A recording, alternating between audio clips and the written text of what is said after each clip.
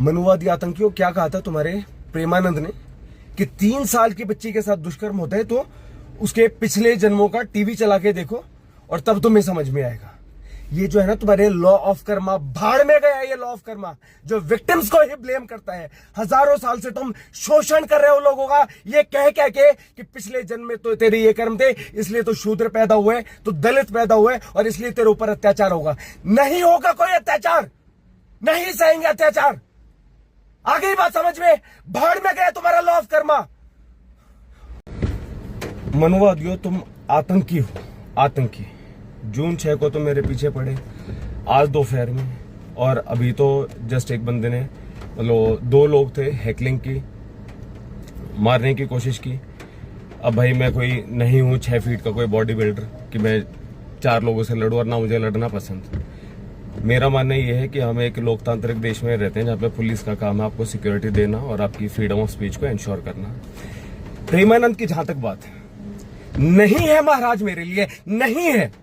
उन्होंने कहा था कि जो आसाराम है ये मानो कि वो मेरे राम है, मेरे ठाकुर है। राम और कृष्ण से कंपेयर किया, गलत किया। तुम मार लो, तुम मुझे जान से मार दो, जान से मार दो, मैं तब भी नहीं, तब नहीं कहूंगा प्रेमानंद को महाराज, नहीं कहूंगा।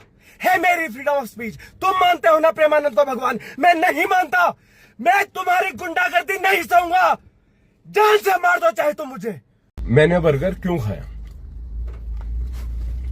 आज का ये बड़ा मुद्दा है। तो कोई भी इंसान बर्गर क्यों खाता है?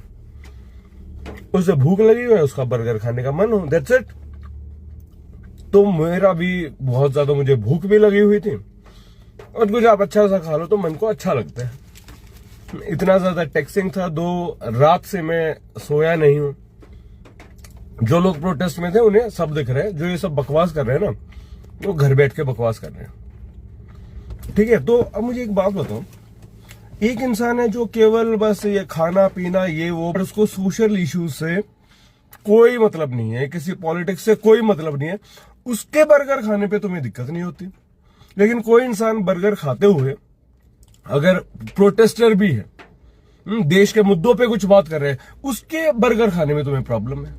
मतलब कि केवल बर्गर ही बर्गर खाओ तो कोई दिक्कत नहीं है, लेकिन कोई प्रोटेस्टर अगर बर्गर खा ले, किसान अगर पिज्जा खा ले, तो तुम्हें दिक्कत हो जाती है। रुबिका लियाकत भी कहती है यहाँ पे तो पिकनिक चल रही है, तो ना करे मर जाए। डांस कर लिया उसमें तुम्हें दिक्कत है। कल प्रोटेस्ट में मैंने पहनी ना कलर्ड शर्ट, में पहनूंगा, उससे एक एनर्जी आती है, एक लाइफ आती है। वरना तुमने तो पूरा प्रोग्राम बना रखा है जनता को रुलाने का, लेकिन मेरा तो काम है ना खुशियां बांटना। हाँ, फिर कह रहे हो कि अच्छा मार्च में, तुम्हें पता है कि मैं मार्च में था या नहीं था? मार्च थी, उसके बाद मैं घर गया हूं। और सुनो एक बात, एनीवेज, मतलब तुम मुझे इतना अकाउंटेबल होल्ड करते हो, मतलब ये कोई नौकरी है क्या ये प्रोटेस्टर होना? तुमने मुझे इलेक्ट किया है इस पोजीशन के लिए। 1.5 महीना हो गया इसमें मुझे लगे हुए, 1 पैसे का मैं काम नहीं कर पाया। और जो लोग हैं ना जिनके अंदर थोड़ी सी भी फीलिंग है, वो ये बात समझते हैं, वो कहते हैं अरे सर आप फिर काम वाम नहीं कर रहे अभी तो कैसे चलता है। अब वैसे लोग जब मुझे कहीं पे मिल जाए ना बाहर, वो कहते हैं अरे सर आप कमाल कर रहे हो, शैल आई एंट्रीट यू टू छोले भटूरे। अभी जस्ट एक बंदा मिला था, Puneet Mishra, he said that. हालांकि मैं छोले भटूरे भी नहीं खाता क्योंकि बहुत डीप फ्राइड होते हैं, बट एनीवेज, तो जिन लोगों के अंदर वो फीलिंग है ना, तो देखते हैं कि बंदा 1.5 महीने से यहाँ पे है और वो आपको अकाउंटेबल नहीं ठहराते, वो सरकार को अकाउंटेबल ठहराते। तो तुम्हारी ये जो नॉनसेंस थिंकिंग है ना, मुझे नहीं फंसना इसमें, मुझे कोई पॉलिटिक्स में नहीं आना कि मैं तुम्हारे जैसे बेवकूफों को मैं अपीज करूं।